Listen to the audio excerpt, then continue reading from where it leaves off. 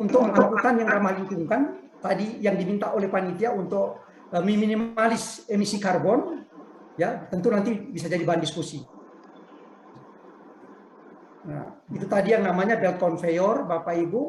Ya selanjutnya saya katakan supaya tidak terjadi banyak impact daripada kegiatan penambangan, ya perlu ada opsi kedua, kita melakukan packing produk akhir. Sehingga nanti pada saat kita bawa ke Kalimantan, produk-produk ini sudah betul-betul siap digunakan, dimanfaatkan, dan akan memberikan nilai tambah yang besar. Jadi analoginya untuk hilirisasi Bapak Ibu begini, ini pasti akan memberikan kesejahteraan masyarakat. Contoh kecil, di perusahaan tambang ketika hanya melakukan penambangan, karyawan yang diperlukan hanya 200 orang. Tetapi begitu ada hilirisasi, dibangun smelter, maka karyawan yang dibutuhkan itu 4 kali lipat lebih banyak. Ya, pekerja yang ada di smelter bisa menjadi 1.000 orang. Ya, analoginya nanti di pasir dan batuan pun bisa demikian. Oke, Bapak Ibu, ini reklamasi yang mungkin nanti kita lakukan di akhir atau di pasca tambang. Ini beberapa contoh ya yang sudah dilakukan. Ya, sayang kita dibatasi waktu. Saya langsung aja di bagian akhir ya, Mbak Yani. Terima kasih. Assalamualaikum warahmatullahi wabarakatuh. Ya, tentu pesan saya setelah menambang, mari atau membangun IKN, ya keep always green and our water always blue. Biarkan daratan kita selalu hijau dan lautan kita selalu biru. Terima kasih. Assalamualaikum warahmatullahi wabarakatuh. Mohon maaf kalau terlalu panjang. Waalaikumsalam warahmatullahi wabarakatuh. Terima kasih banyak Pak Widodo, ini tadi sangat komplit, komprehensif Pak, data-datanya banyak sekali. Kami semua jadi tahu begitu ya, saya sendiri yang tidak terlalu tahu tentang pertambangan, tadi jadi tahu tentang bahan material yang logam, non-logam, batuan gitu ya, tadi dari potensinya dari Sulawesi Barat, Sulawesi Selatan, ternyata banyak juga ya Pak ya, tadi data-datanya sampai ada izin usaha pertambangannya ya Pak, tadi datanya akan sangat bermanfaat saya yakin untuk BUIKN. Terima kasih sekali lagi Pak Widodo dan Pak Ihsan, kedua pembicara kita. Sebelum kita berlanjut ke sesi tanggapan ya dari para penanggap, sudah hadir bersama kita Bapak Kepala Badan Otorita Ibu Kota Negara, Bapak Insinyur Bambang Susantono, MCP, MSc, PhD. Mungkin saya persilakan Bapak Kepala untuk memberikan sambutan atau kata pengantar begitu. Kami persilakan Pak Bambang. Terima kasih Mbak Yani. Bismillahirrahmanirrahim. Assalamualaikum warahmatullahi wabarakatuh. Waalaikumsalam. Selamat siang, sore, dan salam sejahtera, salam sehat buat semua peserta acara yang sangat penting ini. Saya mohon maaf mengawali acara ini tadi saya tidak bisa bergabung karena kebetulan ada pertemuan yang sangat penting dengan LKPP menyangkut masalah-masalah yang berhubungan dengan pengadaan dan sebagainya, khususnya untuk membangun Ibu Kota Negara Nusantara. Buat sekalian, saya ingin mengawali dengan berterima kasih kepada rekan-rekan di ASPI yang sudah bermitra dengan kami untuk menyelenggarakan forum diskusi akademik ini. Apresiasi saya juga untuk seluruh pembicara dan juga penanggap yang akan menyampaikan paparannya hingga sore hari ini. Saya tentunya akan berharap bahwa diskusi pada hari ini menjadi diskusi yang konstruktif untuk memperkaya gagasan dan pemikiran kita semua yang akan menjadi masukan untuk menyempurnakan pembangunan Ibu Kota Nusantara. Ibu Bapak dan rekan-rekan yang saya hormati, kita semua tahu bahwa membangun kota tidak mudah, terutama bagi kita semua yang berprofesi sebagai urban and regional planner. Banyak tantangan yang kita hadapi dan juga hal yang sama kita temui juga pada waktu kita membangun Ibu Kota Nusantara. Namun optimisme kita pula lah yang menundukkan tantangan tersebut sebagai hal yang bisa sama-sama kita selesaikan. Dan saya yakin bahwa dengan membangun bersama-sama dengan semua elemen masyarakat, dengan para stakeholders, kita akan mampu untuk menjawab tantangan yang ada dan menghasilkan yang terbaik untuk membangun Nusantara yang sama-sama kita cintai. Salah satu tantangan yang kami hadapi adalah masalah waktu. Kita semua tahu bahwa walaupun saya dan Pak Doni Rahayu sebagai Wakil Kepala Otorita mendapat mandat 5 tahun dari 2022 hingga 2027, tetapi pada tahun 2024 ada tahap tertentu yang harus kita capai, antara lain kita harus membangun infrastruktur dan bangunan-bangunan yang utama di dalam kawasan inti pusat pemerintahan, dan juga pembangunan fasilitas umum, fasilitas kesehatan, fasilitas pendidikan, perumahan dan sebagainya yang akan mendukung terbentuknya satu bagian kota yang livable, bagian kota yang sustainable, bagian kota yang green, smart, dan inklusif, yang akan menjadi landasan dasar dalam mengembangkan keseluruhan IKN yang luasannya 256.000 hektar atau kira-kira 4 kali dari luas Jakarta. Kita tahu bahwa ada 3 luasan yang mungkin bisa menjadi kunci bagi kita semua dalam melihat pengembangan IKN. Yang pertama adalah KIKN sendiri, kawasan ibu kota negara yang 56.000 hektar. Kemudian di dalam KIKN ini ada 6.600 hektar yang kita sebut kawasan inti pusat pemerintahan. Dan di luar dari 56.000 hektar ini ada yang disebut kawasan pengembangan IKN yang saya sebutkan tadi 256.000 hektar, di mana mayoritas nantinya tetap akan menjadi tropical forest ataupun hutan tropis yang akan menjadi bagian dari ciri khas Nusantara, di mana kita ingin membangun sustainable forestry ke depannya. Nah, tahap konstruksi IKN ini, khususnya di wilayah KIPP atau kawasan inti pusat pemerintahan, akan segera dimulai. Saya kira nanti pada pertengahan tahun kita akan mulai melihat beberapa kegiatan pembangunan yang akan sangat terlihat di lapangan. Dan salah satunya tentu yang kita sama-sama ingin diskusikan, kita ingin carikan jalan yang paling baik adalah pengelolaan sumber daya secara berkelanjutan yang akan menjadi tantangan bagaimana kita mendesain kota yang sustainable, berkelanjutan dan lingkungan yang tercermin dari proses pembangunannya. Ada beberapa prinsip dasar pembangunan IKN yang menyangkut masalah perlindungan dan pengelolaan lingkungan hidup. Yang pertama adalah menjaga dan sekaligus memperbaiki daya dukung dan daya tampung lingkungan hidup, menghindari risiko kerusakan lingkungan hidup, mengoptimalkan kinerja layanan ekosistem, memanfaatkan potensi sumber daya alam secara efisien, mengurangi kerentanan wilayah terhadap dampak perubahan iklim, dan sekaligus membantu upaya penurunan gas rumah kaca atau emisi gas rumah kaca, dan memperbaiki dan mempertahankan sumber daya keanekaragaman hayati. Nah, karena dalam proses pembangunan IKN ini terhadap aktivitas yang berpotensi mengubah bentang lingkungan, maka kita menerapkan strategi perlindungan dan juga pengelolaan lingkungan hidup dengan melakukan rehabilitasi dan juga pemulihan ekosistem. Juga mempertahankan dan meningkatkan upaya konservasi ruang hijau, terutama pada wilayah yang kita sebut no-go area, yang tidak bisa dibangun, karena kita ingin tetap mempreserve, melakukan konservasi dari tropical forest di situ. Kemudian juga membangun sarana dan mencapai target net zero emissions, dan melakukan pemantauan dan evaluasi secara bertahap terhadap matra-matra lingkungan hidup.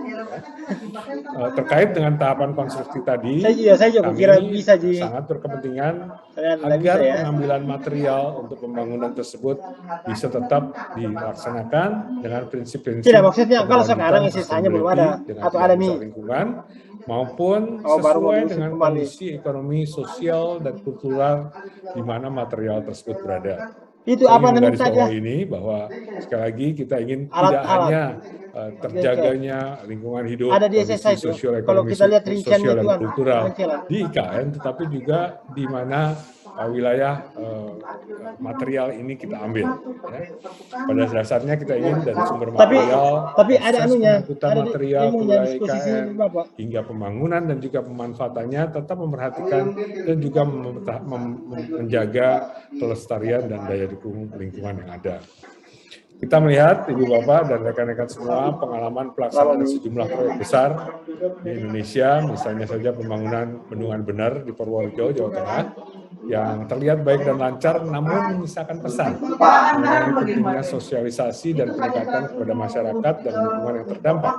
Sementara di sisi baik yang bisa dijadikan Yang inspirasi dari kita pilih kemarin. pemanfaatan lokasi bekas tambang Dari mana? di Bangka Belitung untuk destinasi wisata yang juga memperlihatkan Oh, yang UKM itu. bagaimana aktivitas pertambangan juga bisa Terus memberikan anu, pemanfaatan ekonomi secara berkelanjutan Nah itu yang saya pasca mau itu tambang kan itu pokir. sendiri.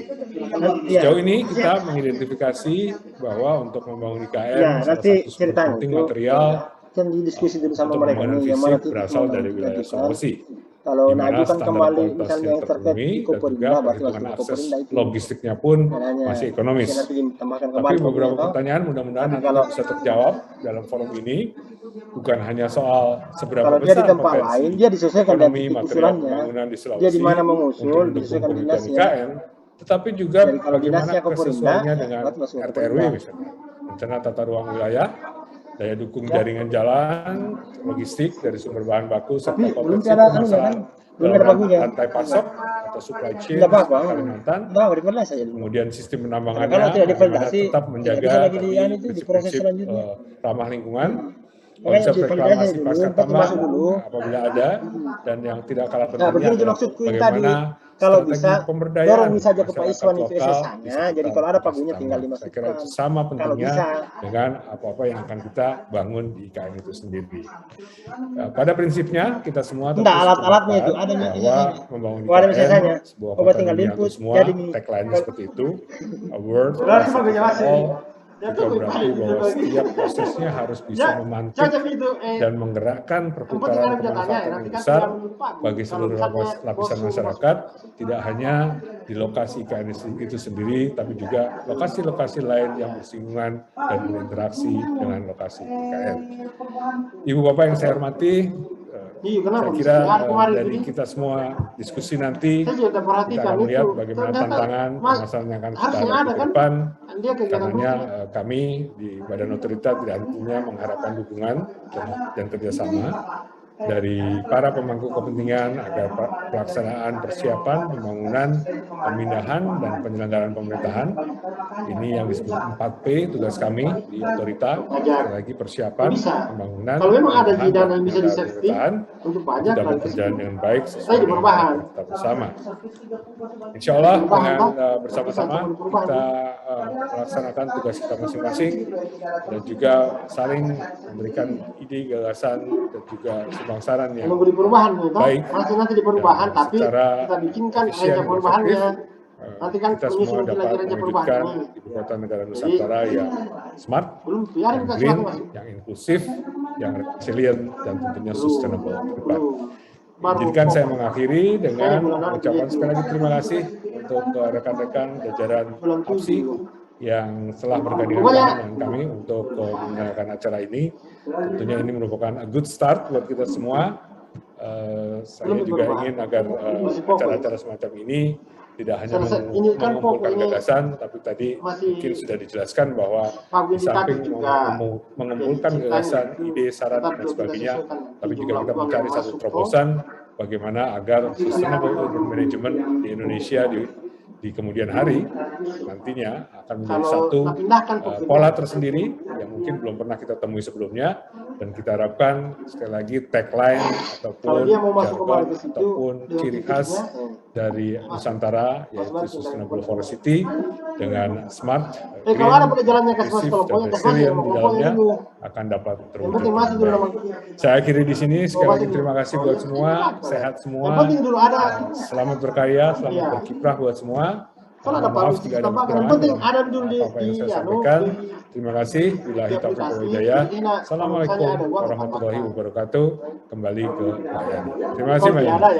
Waalaikumsalam warahmatullahi wabarakatuh. Terima kasih banyak Pak Kepala tadi atas sambutan sekaligus pengantar untuk diskusi. Semoga dari hasil seminar di siang hari ini nanti bisa bermanfaat untuk IKN ya Bapak Ibu sekalian. Mohon partisipasi aktifnya, Bapak Ibu sudah bisa sambil berkomentar atau memberikan pertanyaan kepada para pembicara kita semua ya di chat. Nanti setelah sesi tanggapan dari para tim penanggap, Bapak Ibu akan diberi kesempatan jika waktunya masih memungkinkan untuk bertanya secara langsung. Baik, terima kasih sekali lagi Pak Kepala dan kedua pembicara kita. Langsung saja saja selanjutnya Pokoknya kalau kita dia ke nggak ada dalam sesi sistem, tanggapan. mengusulkan Yang baru, pertama ini dari koordinator tim ahli dari usulan baru. BUIKN. Silahkan Bapak Dr. Insinyur Wicaksono Sarosa MCP untuk memberikan Makanya kalau tanggapan ada titik kepada mereka mau paparan dari masuk, dua kita pembicara cek saja kita di tadi. aplikasi. Kan Waktunya mereka mungkin sudah 10 mengintip menit semua. ya Pak Wicak. Kalau nggak ada di aplikasi. Terima Baik, kasih. terima kasih Mbak Yani. Saya mah ringkas Nggak aja bisa kalau sebenarnya. baru. Saya kira saya senang sekali mengikuti diskusi Karena ini di tengah kembali ke kesibukan kita yang juga lain. itu. Paparan dari Diperiksa nanti kenapa Pak Dr. tiba-tiba Ihsan muncul tidak ada dan riwayatnya. Makanya tadi saya Dr. bilang Sri Widodo tempat yang ada di sangat kelompok menarik, masuk, sangat informatif kita tinggal ya. ada di aplikasi. Jadi Ini enak kalau ada uang mengingatkan kita masukkan. sebentar. Karena dia kalau betul-betul usulan baru agak repot itu. Maaf tadi ada sedikit ini. Jadi mengingatkan kepada kita ini semuanya karena IKN ini kan sebenarnya ya, nanti dijelaskan, kita semua ya. Jadi mengingatkan kita bahwa upaya untuk mewujudkan IKN yang sustainable ini tidak bisa hanya dengan memperhatikan apa-apa saja yang ada di dalam IKN maupun di sekitarnya. Tapi juga sampai jauh nyebrang ke Sulawesi karena di sanalah banyak sumber daya yang akan dimanfaatkan dalam pembangunan IKN. Bahkan tadi menarik juga bukan hanya soal material bangunan, tetapi juga pangan dan sebagainya itu bisa didatangkan dari Sulawesi Utara. Nah, yang terpenting sebenarnya adalah semua proses-proses ini, baik proses penambangannya, kemudian juga proses pengangkutannya dan sebagainya harus berkelanjutan dan cirinya adalah tidak ada pihak-pihak yang mengalami penurunan kualitas hidupnya, ya tentunya pihak-pihak ini bisa. Kalau kita mau antroposentrik ya manusia tapi kalau mau lebih luas lagi, mau deep ecology termasuk berbagai spesies lain yang jadi kehidupannya tidak mengalami penurunan kualitas gitu. Nah, tadi menarik juga soal proses reklamasi dan sebagainya ini menjadi tantangan bagi kita bukan hanya yang ada di sekali lagi bukan hanya yang ada di dalam wilayah IKN tetapi juga di Sulawesi atau bahkan mungkin sumber yang lain ya. Kebetulan kita sekarang ini diskusinya adalah Sulawesi. Dan penting untuk memastikan bahwa warga yang di sekitar di mana sumber itu berasal itu tidak mengalami penurunan kualitas kehidupan, bahkan kalau bisa mendapatkan nilai tambah gitu. Jadi ini baik dari sisi sosial ekonomi maupun sisi lingkungan. Jadi ini yang perlu kita cermati sama-sama.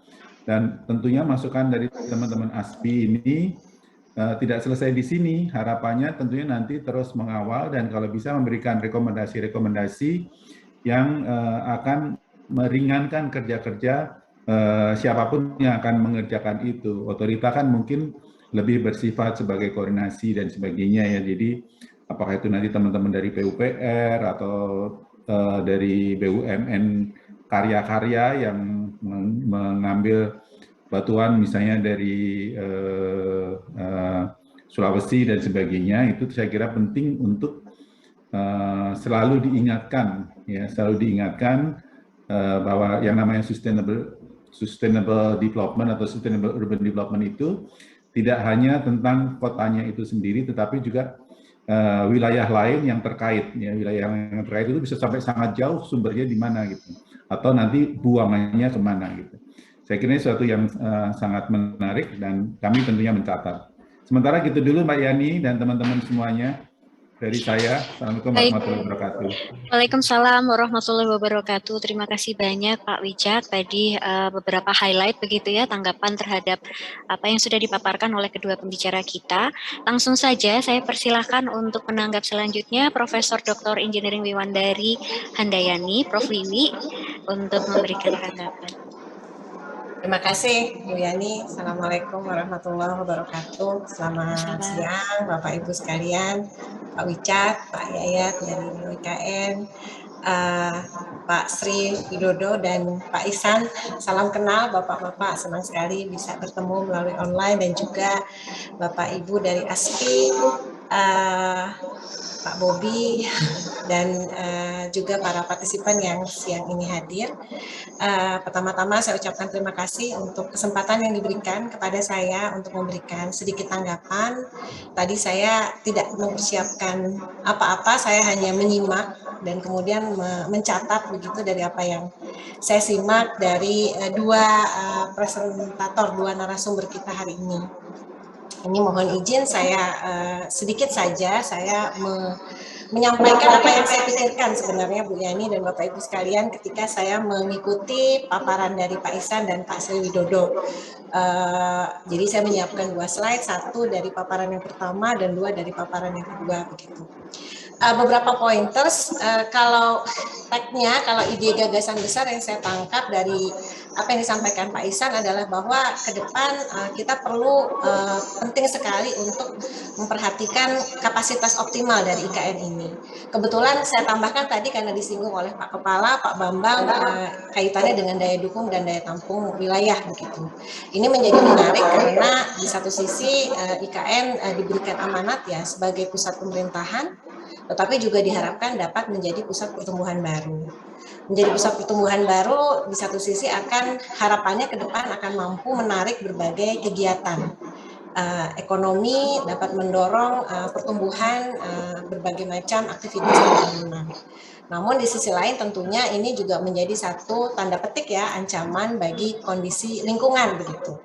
Tapi di sisi lain juga tentunya kita tidak mengharapkan IKN itu menjadi daerah yang sepi gitu kan ya, tidak dapat menarik minat dari berbagai macam aktivitas-aktivitas pembangunan kalau hanya sebagai pusat pemerintahan gitu.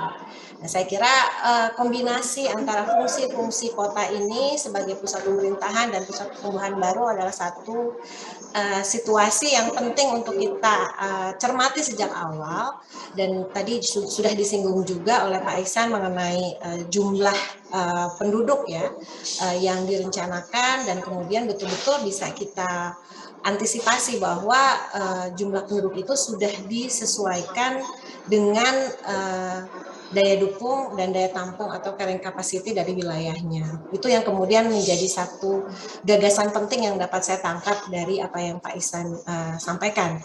Hal berikutnya tentunya ini sangat terkait dengan antisipasi dari berbagai dampak lingkungan ya pada akhirnya. Tidak hanya dalam jangka panjang pasca pembangunan setelah IKN itu jadi misalnya seperti itu, tetapi sejak fase konstruksi agar berbagai hal yang dilakukan proses-prosesnya sudah betul-betul memperhatikan risiko-risiko, kalau meminjam istilah dari Pak Bambang tadi, atas dampak lingkungan baik pada skala yang sangat mikro mulai dari skala bangunan mungkin ya, prinsip-prinsip green building, jenis-jenis material yang digunakan, skala neighborhood, skala kawasan, sampai dengan yang makro skala wilayah. Hal ini juga kemudian saya sambungkan dengan saya tertarik sekali tadi dengan paparan yang kaitannya dengan ketersediaan logistik begitu. Artinya kita betul-betul memperhatikan keterkaitan dengan wilayah lain yang pada akhirnya tentunya harapannya dapat menciptakan satu bentuk keterkaitan yang sifatnya mutualisme. Jadi ada keseimbangan, jangan sampai juga ke depan kesannya IKN ini kemudian menjadi menghisap ya, sumber daya dari daerah sekitarnya tanpa memberikan imbal balik ya. Jadi pada akhirnya tentunya kita tetap mengharapkan terjadinya ada kepastian dari ketersediaan logistik, namun juga di sisi lain juga ada keseimbangan keterkaitan dengan daerah-daerah di sekitarnya, jadi ada hubungan yang saling menguntungkan. Hal yang lain yang juga kemudian saya ingin sampaikan, yang saya ambil dari apa yang juga sudah Pak Ihsan sampaikan, kaitannya dengan pentingnya keseimbangan ekosistem dan biodiversity. Jadi kita perlu memahami rona alam existingnya seperti apa, potensi perubahan rona alam ke depannya bagaimana, apalagi kita sudah menjanjikan ya ada penerapan forest city. Jangan sampai ini hanya sebagai konsep saja, tapi bagaimana kita membawa konsep tersebut pada langkah-langkah yang lebih operasional dan affordable ya, betul-betul dapat dibiayai dan dapat dilaksanakan. Karena saya kira secara konsep semuanya baik, semuanya ideal, tapi tantangan terbesarnya adalah membawa konsep ini pada ranah implementasi. Nah, mungkin itu yang kemudian dapat saya sampaikan kaitannya dengan paparan yang pertama tadi. Lalu untuk tanggapan yang kedua untuk Pak Sri Widodo, terima kasih sekali Pak. Basic saya urban and regional planning, tapi saya terus terang juga sangat tidak, dari semua sektor ekonomi ternyata saya sangat tidak pernah menyentuh sektor pertambangan. Jadi saya senang tadi mendapatkan pengayaan ya dari Bapak mengenai sektor pertambangan, informasi datanya juga sangat kaya. Mudah-mudahan ini dapat dimanfaatkan ke depan untuk pengembangan IKN. Kaitan dengan apa yang sudah Bapak sampaikan, saya ingin menekankan kembali bahwa memang kedepannya master plan sudah ada, KLHS sudah ada. Nah ini bagaimana kita membawa dan mendetilkan itu pada langkah-langkah, aksi-aksi untuk menerapkan net zero emission dan circularity principle, termasuk kaitannya dengan sektor pertambangan. Tadi Bapak menyampaikan term good mining practices ya, saya kira itu adalah term yang harus dibawa terus nih dalam penerapan net zero emission dan circularity principle ini khususnya untuk sektor pertambangan. Bapak juga sudah menekankan dan saya kira sangat penting untuk kita betul-betul memahami nilai tambah pada sektor pertambangan yang multiplier effect yang juga ternyata sangat besar yang harusnya dapat memberikan hasil yang maksimal tidak hanya untuk IKN dan tetapi juga untuk wilayah sekitarnya. Hari ini kita fokus bicara dengan Sulawesi, ternyata Sulawesi juga mudah-mudahan dapat secara cerdas menangkap peluang dengan kehadiran IKN ini dalam berbagai sektor, dari sisi logistik ataupun juga dari sektor pertambangan, agar value added-nya itu nyampe ke Sulawesi, dapat dimanfaatkan untuk meningkatkan kesejahteraan masyarakat di Sulawesi dari apa yang sudah tadi Bapak sampaikan. Dan tentunya hal lain, tadi Bapak menyampaikan banyak sekali stakeholders yang sebenarnya terlibat. Last but not least, ya we can make it if kita punya komunikasi yang bagus dengan berbagai pemangku kepentingan, khususnya dalam hal ini Bapak menyampaikan beberapa highlight di sektor pertambangan, tapi dalam dimensi yang lebih luas saya kira komunikasi seperti ini juga menjadi hal yang prinsipal yang penting untuk menjalankan apa yang kemudian saya berikan judul pada slide ini sebagai satu kegiatan pembangunan yang ramah lingkungan. Mudah-mudahan akhir kata saya hanya mengharapkan ini tidak hanya sebagai diskursus saja begitu ya Pak Yayat ya. Tetapi mudah-mudahan ini bisa betul-betul kita tindak lanjuti pada langkah dan aksi-aksi yang lebih nyata. Saya kira itu Bu Yani yang dapat saya sampaikan. Mohon maaf ini kalau mungkin ada yang kira-kira kurang tepat dan kurang berkenan. Terima kasih banyak sekali lagi atas kesempatan yang diberikan kepada saya. Saya akhiri. Assalamualaikum warahmatullahi wabarakatuh. Saya kembalikan kepada Bu Yani.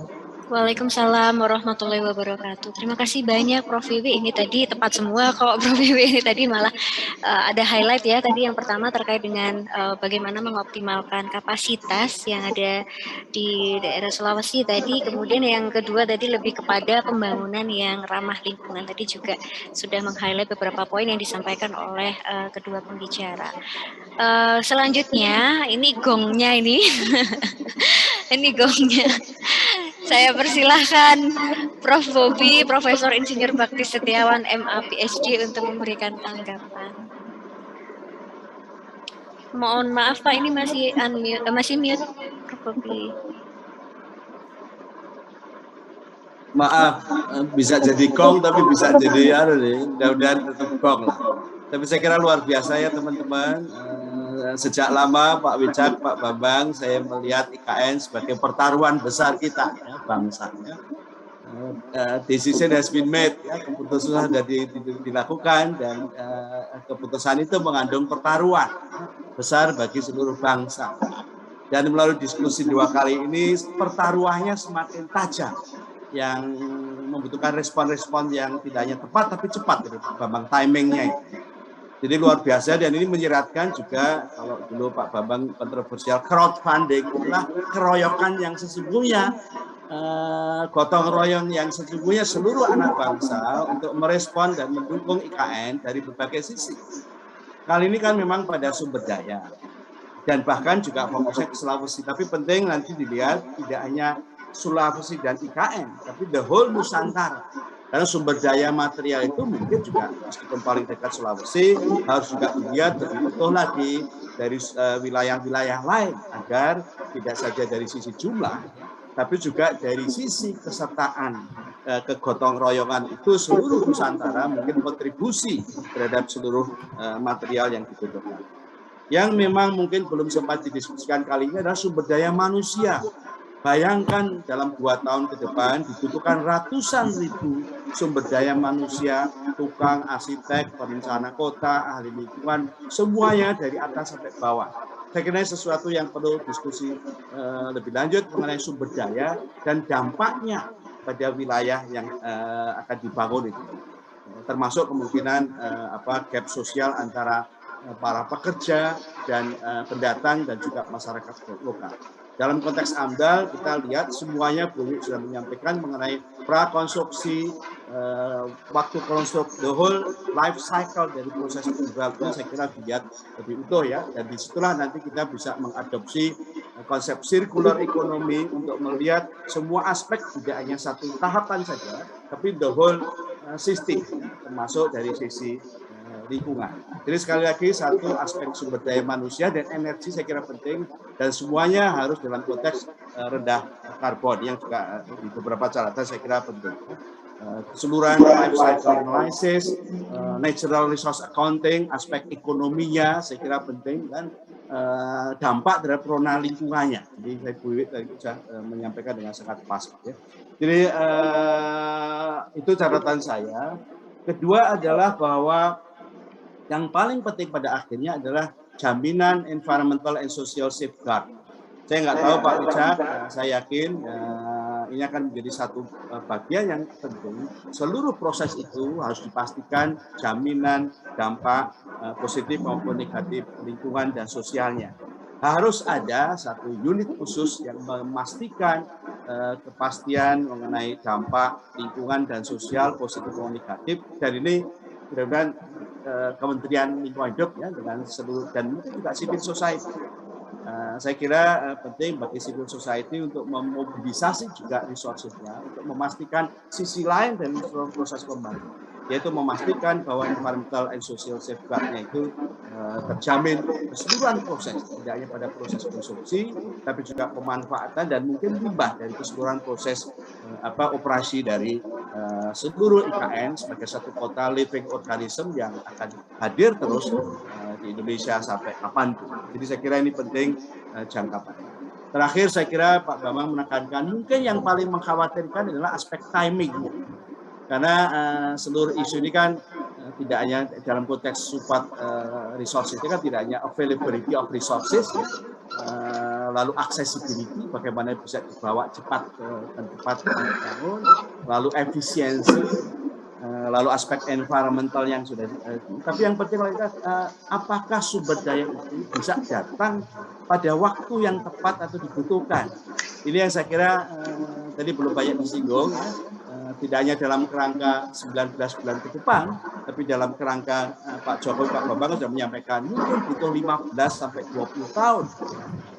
Maka misalnya dalam konteks SDM harus dipastikan bagaimana perencanaan dukungan sumber daya manusia yang memastikan agar sampai jangka panjang ke depan ada pasokan sumber daya manusia yang memastikan agar proses pembangunan dan operasionalisasi dari IKN terus materialnya juga iya. Jadi aspek timingnya saya kira kita masih missing kali ini, tapi ke depan saya kira kita harus pastikan bahwa kerangka waktunya bagaimana memastikan sumber daya material dan manusia serta energi itu available, efisien, and environmentally sound and the right way on waktu yang tepat. Percuma kalau ada tapi baru siap 5-10 tahun ke depan misalnya. Saya kira itu Bu Yani dan teman-teman, tapi luar biasa ya. Ini menunjukkan bahwa 2 kali diskusi ini pertaruhan kita sudah mulai mewujud menjadi PR-PR yang kita semua menjawab. Tidak semua diskusinya menjawab persoalan, tapi paling tidak kita mengklarifikasi pertanyaan. Dan saya kira khusus untuk Sulawesi, ini tantangan bagi masyarakat di Sulawesi untuk merespon peluang sekaligus tantangan. Terima kasih. Baik, terima kasih banyak Prof. Bobi. Ini tadi ada beberapa yang bisa saya highlight juga ya, termasuk yang pertama, upaya-upaya seperti yang kita lakukan hari ini merupakan upaya gotong royong untuk mendukung IKN, kemudian ini juga menjadi tanggung jawab. Barangkali nantinya tidak hanya peluang atau potensi dan juga tanggung jawab dari Sulawesi, tetapi juga bagi bagian-bagian yang lain di Nusantara ini.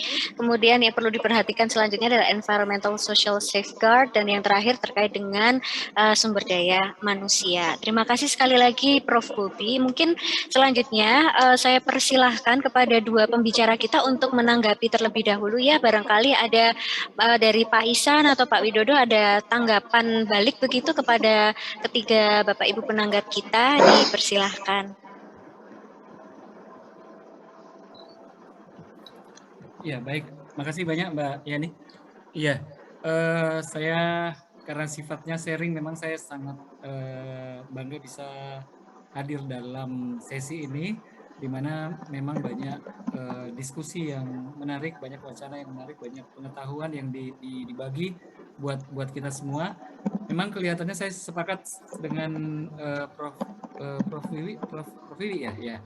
Prof. Wiwi tadi yang menyatakan bahwa ya ada beberapa catatan. Saya sepakat memang kita neraca lingkungan di IKN tidak hanya bisa dilihat hanya untuk IKN, tapi neraca lingkungan harus melihat seluruh wilayah-wilayah yang memberikan dukungan kepada keberadaan IKN itu sendiri.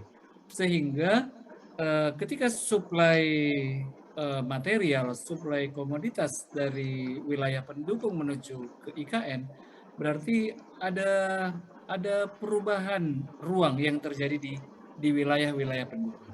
Perubahan ini juga harusnya tercover, sehingga tidak ada satu wilayah ketika ini bergerak, maka wilayah lain tidak ada satu wilayah yang tertinggalkan. Semuanya ikut besar, sehingga tadi disampaikan memang kelihatan memang potensi dan peluang bagi teman-teman di Sulawesi memang ini sangat besar. Bagaimana memperhatikan potensi-potensi yang ada, tapi sekali lagi potensi memang saya jadi kepikiran bahwa memang harusnya memang memitigasi resiko ini seandainya kalau ketika ada satu kawasan yang akan direncanakan tambang bahan galian yang akan dipindahkan, materialnya dipindahkan menuju IKN, itu kelihatannya memang harus kejelasan. Karena jangan sampai ketidakjelasan nanti akan ruangnya pasca tambang sudah disiapkan, tapi ternyata proses yang terjadi itu tidak bisa berjalan dengan baik, sehingga RT RW di satu sisi di wilayah misalnya di wilayah Sulawesi menjadi tidak terselesaikan dan karena tadi apalagi rencana cut and fill-nya tidak bisa berjalan dengan baik. Saya pikir itu juga jadi neraca lingkungan dan kemudian untuk seluruh wilayah dan kemudian kejelasan tambang yang akan dipergunakan supaya ketika merencanakan ruang pasca tambang itu bisa terselesaikan pada kawasan zona penduduk. Kurang lebih seperti itu, Mbak ya. Baik, terima kasih Pak Ihsan. Selanjutnya Pak Widodo, silahkan Pak. Terima kasih Mbak Yani. Terima kasih para penanggap dari Pak Warwik, Prof. Bobi, Prof. Wiwi. Ya, saya kira pandangannya, wawasannya sangat bijak sekali ya untuk menyambut kedatangan IKN ini. Jadi memang Bapak Ibu untuk menuju IKN seperti yang disampaikan oleh Prof. Bobi tadi butuh dukungan dan supporting seluruh stakeholder agar IKN yang terbangun nanti ini betul-betul merepresentasikan kepentingan seluruh masyarakat Indonesia. Ya. Kemudian dari Prof. Wiwi tadi juga banyak menyampaikan atau memperingatkan kami, terutama di industri pertambangan, untuk fokus kepada lingkungan. Ya tentu kami sangat sepakat ya. Sampai tadi beliau menyatakan ada kajian KLHS ya, kajian lingkungan hidup strategis dan seterusnya. Dan memang ini harus dikaji dengan matang-matang. Karena secara de facto kita lihat di lapangan ya banyak sekali hingga saat ini masih terdapat hal-hal yang sebenarnya tidak diharapkan, karena secara regulasi, secara peraturan, ya kita harus sepakat semuanya itu sudah baik, semuanya sudah bagus. Cuma dalam pengawalan pada saat implementasi di lapangan kadangkala terdapat kelemahan-kelemahan, ya saya katakan bukan pelanggaran tapi mungkin kekurangan-kekurangan atau kelemahan-kelemahan yang kadangkala tidak bisa dikendalikan.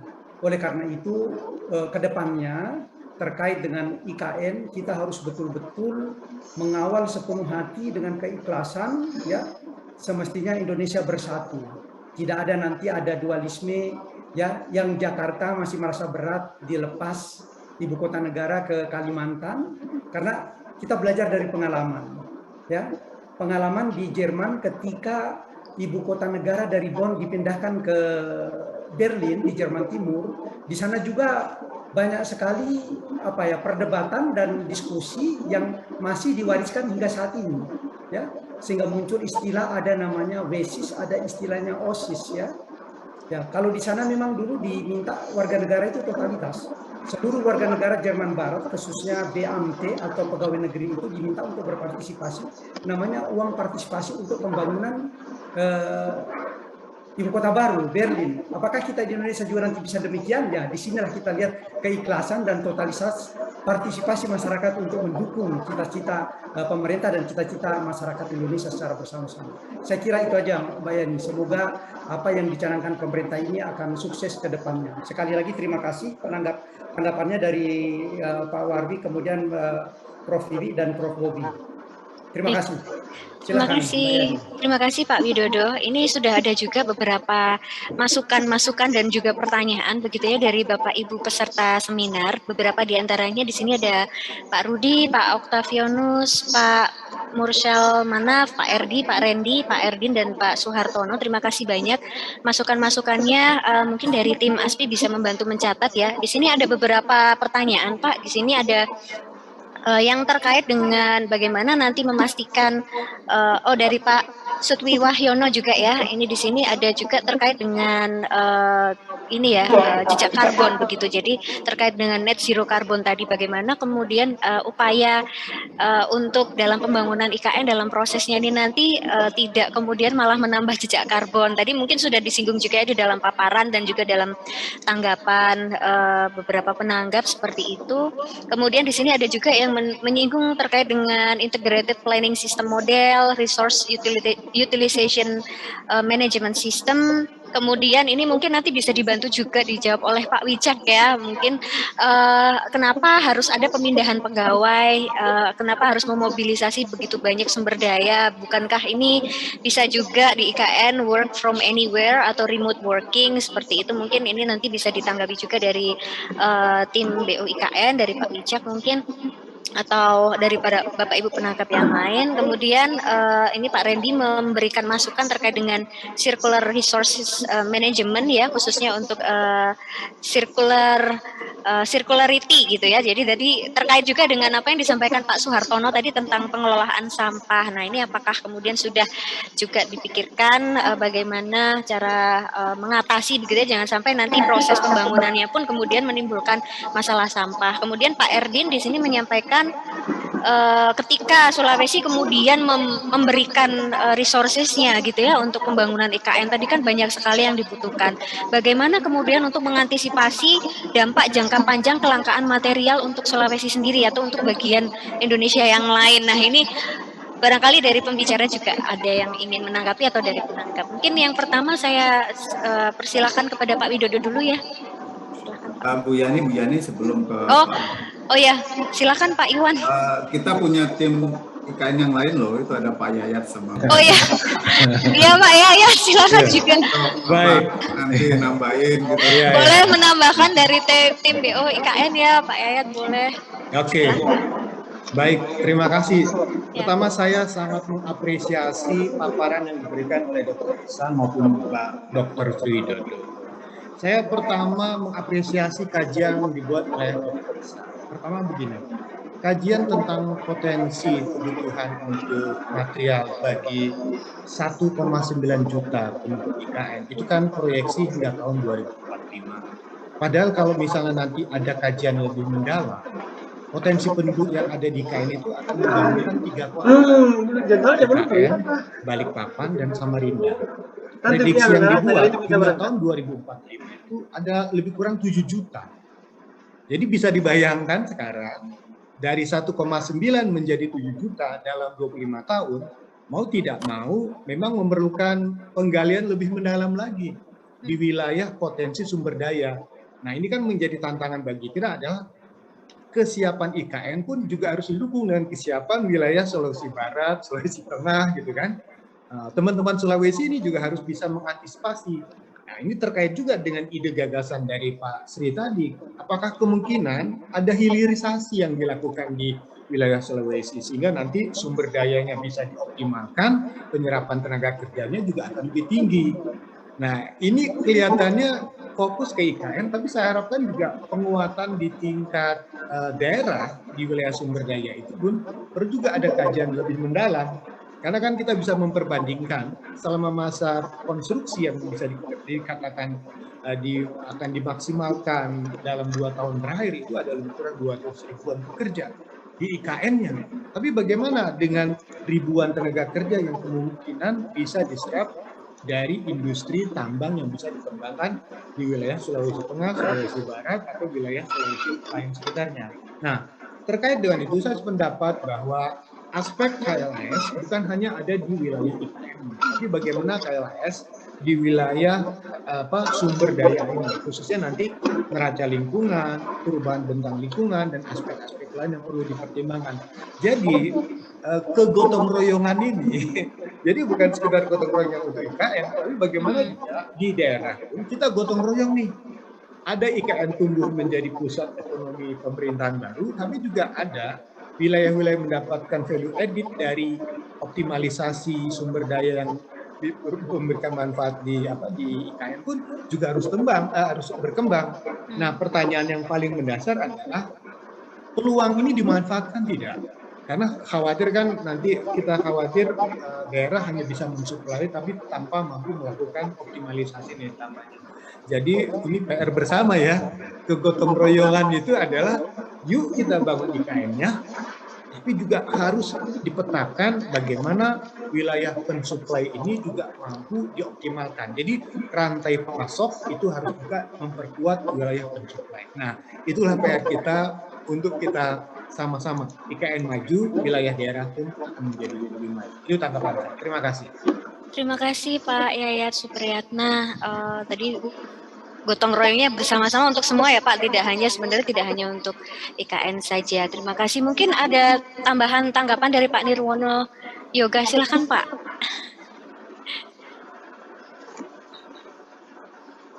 Terima kasih Mbak Yani. Ya, sambil mencatat nih saya ada sedikit catatan 3 ya yang menjadi perhatian dari diskusi ini yang mungkin nanti perlu ditindaklanjuti bersama. Yang pertama adalah bagaimana peluang yang sudah ada tadi dampak IKN di Sulawesi, terutama tentang peningkatan sumber daya manusianya ya. Di sini maksudnya harus ada angka-angka yang jelas tadi bisa disampaikan oleh Pak Ihsan dan Pak Sri Widodo tadi, angka konkretnya ya, sehingga kita bisa melihat sebenarnya itu dampaknya positifnya seberapa sih dampaknya gitu, sehingga kita bisa mengatakan bahwa dengan pembangunan ekonomi dengan pembangunan IKN tadi Sulawesi akan mendapatkan dampak positif seperti peningkatan logistik seperti apa, tambang berapa, peningkatan sumber daya berapa. Nah, ini penting untuk menceritakan bahwa ini juga akan berdampak di wilayah lain ya. Cerita ini kan kita harus informasikan juga nanti akan berpengaruh terhadap di Sumatera misalnya, di Papua seperti apa. Itu yang pertama. Kemudian yang kedua yang juga dalam catatan kami ini adalah tadi udah disinggung juga, mungkin nanti catatan buat kami juga, yaitu bagaimana data-data dari Pak Sri Widodo tadi dan Pak Ihsan tadi dapat segera kita optimalkan ini Mas Wicak, karena yang tadi sudah kita sebutkan, perkiraan Juni ini kan sudah mulai pembangunan ya, sudah mulai ada pembangunan infrastruktur dasar yang akan dilakukan oleh Kementerian PUPR ya, yang dalam waktu dekat akan melakukan tender. Ini berarti kan pada saat bersamaan sudah harus ada kepastian tadi, sumber daya yang akan digunakan tadi, apakah berasal dari lokasi Sulawesi atau lokasi lain, dan yang penting apakah tadi yang kita bahas soal pendatangan lokasi-lokasi material tadi dilakukan secara ramah lingkungan. Jangan sampai kita sudah bicara seperti ini, sementara pembangunan infrastruktur dasar nanti justru tidak memperhatikan hal-hal seperti itu. Pokoknya asal bangun misalnya, ya, karena kan mengejar waktu misalnya dalam pelaksanaannya pembangunan jalan, infrastruktur saluran air dan sebagainya yang akan dikebut ini, yang penting cepat. Nah, hal-hal yang tadi kita bahas menjadi mubasir kan Mbak Yani. Nah, ini mungkin yang cerita buat kita semua. Karena ini kita berkejaran dengan waktu yang tadi. Makanya dalam waktu singkat ini pemetaan tadi harus pasti, sehingga dalam waktu 2 tahun ke depan, ini kita bicara 2 tahun dulu ini, sampai dengan 2024 itu berapa sumber daya yang kita butuhkan sebenarnya tadi, sehingga kita tahu mengukur pasti kebutuhan yang diperlukan dalam waktu singkat. Nah, kira-kira itu dulu. Terima kasih, Mbak. Baik, terima kasih banyak Pak. Ini perlu ada pemetaan ya yang tepat begitu ya, kira-kira kebutuhannya seperti apa. Baik, langsung selanjutnya Pak Wijak, saya persilahkan untuk memberikan tanggapan sebelum nanti kemudian para pembicara ya sekaligus closing remarks. Baik, terima kasih. Saya mau merespon sedikit tadi yang Mas Yudi barusan sampaikan terkait dengan upaya untuk menjaga kelestarian lingkungan maupun sosial ini. Saya kemarin sempat berbicara dengan Pak Danis Sumadilaga yang adalah di PUPR adalah Kepala Satgas Pelaksanaan ya pembangunan, dan juga sebenarnya di dalam tim transisi beliau juga duduk di dalam pengendalian pembangunan. Nah, di situ sebenarnya memang entah sudah atau akan dimasukkan kriteria social dan environmental safeguards ya. Nah, tapi saya juga belum tahu detailnya seperti apa, karena tentunya kalau yang mengikuti standarnya World Bank atau ADB itu sangat ketat ya, dan saya nggak yakin kita bisa untuk kerja-kerja cepat itu bisa seperti itu. Tetapi nanti kita akan lihat sendiri ya, seberapa jauh itu memang sudah masuk di dalam persyaratan-persyaratan di dalam pelelangan ya, bahwa kontraktor yang menang itu sudah memperhatikan social dan environmental safeguards. Nah, saya akan merespon sedikit saja tadi itu soal pertanyaan menarik. Sebenarnya saya sendiri juga berpikir juga begitu. Kan kita ini sudah bisa work from home dan sebagainya. Kenapa harus ada kantor-kantor yang luas dan besar di sana di IKN? Itu saya lupa yang menanyakan ya. Tapi itu pertanyaan yang menarik menurut saya dan justified. Namun gini, jadi ini ada dalam realitanya itu ada keputusan-keputusan yang sifatnya politis ya. Ada pertimbangan-pertimbangan teknis, tapi juga ada keputusan yang sifatnya politis. Nah, di dalam keputusan politis itu ada faktor paradigma dari si pengambil keputusan gitu ya. Jadi masalah yang kita hadapi di sini ini begini. Jadi misalnya nih, ini sudah pindah jauh-jauh ke Kalimantan, kok kantornya jadi lebih kecil. Padahal kan harusnya supaya si ASN-nya ini nyaman, kantornya harus lebih luas dan sebagainya gitu. Jadi malah para pengambil keputusan itu ingin di sana jadi lebih luas, serba lebih luas gitu. Padahal belum tentu kebutuhannya seperti itu, apalagi dengan kemajuan teknologi. Nah, di sini tentunya kami selalu di dalam tim ahli yang memberikan catatan-catatan segala macam gitu ya. Tapi eventually akan keputusan itu kan diambil oleh eksekutif dan juga kadang-kadang ada pertimbangan politis dan bisnis dan sebagainya gitu ya. Ini yang saya kira penting untuk bukan bisnis ya, tapi untuk mengundang investasi itu menjadi satu catatan tersendiri juga gitu. Nah, kemudian satu hal lagi Mbak Yani, mohon bisa ini yang terkait dengan IKN sebagai pusat pertumbuhan itu memang sebenarnya justified untuk mendorong pertumbuhan perkotaan di Indonesia ini lebih banyak di luar Jawa ya, karena dulu saya dibantu dengan teman-teman di Unpad membuat sedikit modeling pertumbuhan penduduk dari tahun sekarang hingga tahun 2045 dengan penambahan sekitar 80 juta penduduk perkotaan di Indonesia, yang kalau konsentrasinya itu masih di Pulau Jawa tentunya akan banyak menimbulkan kerusakan lahan-lahan subur seperti Kerawang, Klaten dan sebagainya gitu. Sementara kemudian untuk menggantikan lahan untuk pangan itu kita membuka lahan-lahan yang nggak cocok untuk pangan di pulau-pulau lain, Kalimantan maupun Papua dan sebagainya.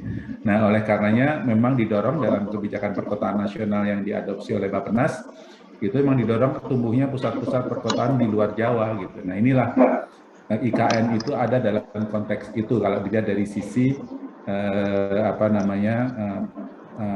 pentingnya ada IKN yang cukup kuat menjadi pusat pertumbuhan. Mungkin sementara itu dulu Mbak Yani yang bisa saya tambahkan. Baik, terima kasih banyak Pak Wicak tadi respon dan juga tambahannya. Ini saya lihat juga di sini Pak Bobi memberikan tanggapan ya dan respon terhadap apa yang tadi disampaikan juga oleh Pak Yayat, Pak Yudi dan juga Pak Wicak. Terima kasih Prof Bobi. Mungkin sebelum ke kedua pembicara kita masih ada sedikit waktu ya. Mungkin closing remarks juga sekaligus. Tadi Pak Wicak sudah ya, mungkin dari Prof Wiwi dan kemudian Prof Bobi. Ya, saya kira saya mungkin hanya merespon sedikit saja yang kaitannya dengan sirkuler tadi, kaitannya dengan sampah sudah saya sampaikan di chat ya. Jadi memang aspek yang perlu diperhatikan dalam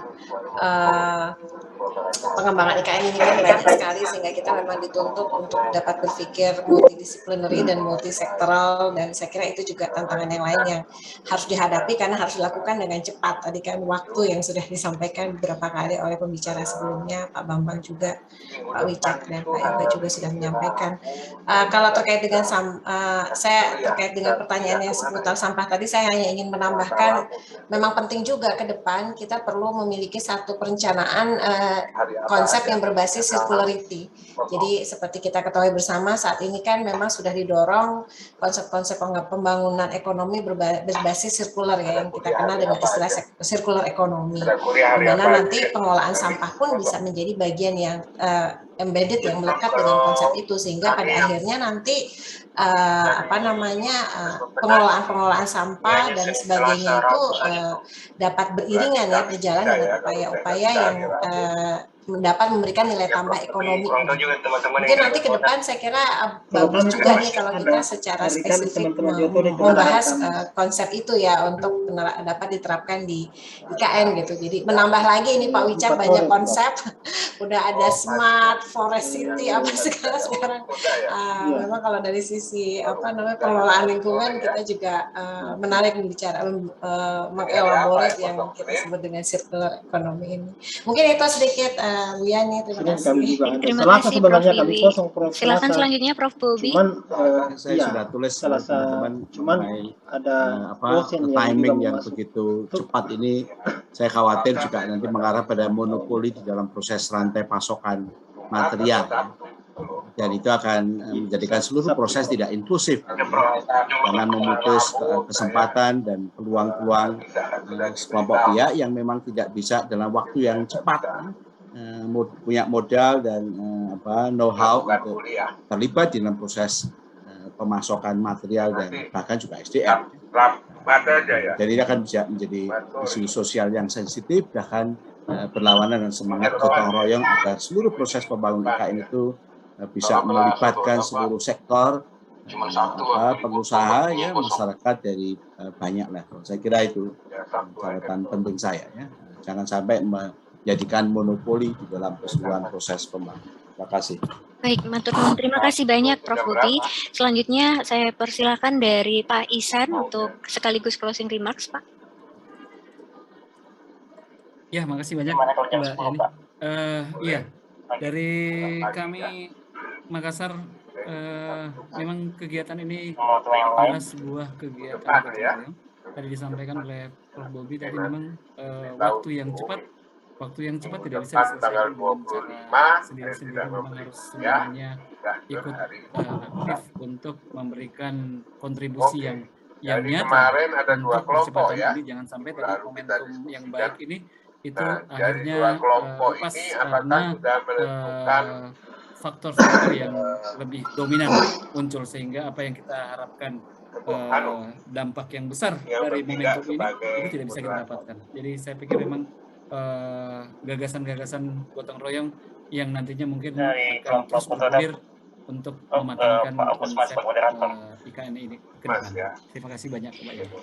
Baik, terima kasih Pak Ihsan. Kami persilahkan selanjutnya Pak Widodo dan nanti Pak Iwan ya Pak. Baik, terima kasih Mbak Yani. Saya langsung saja menjawab beberapa pertanyaan dan juga tanggapan-tanggapan yang sudah disampaikan. Ada beberapa poin. Yang pertama,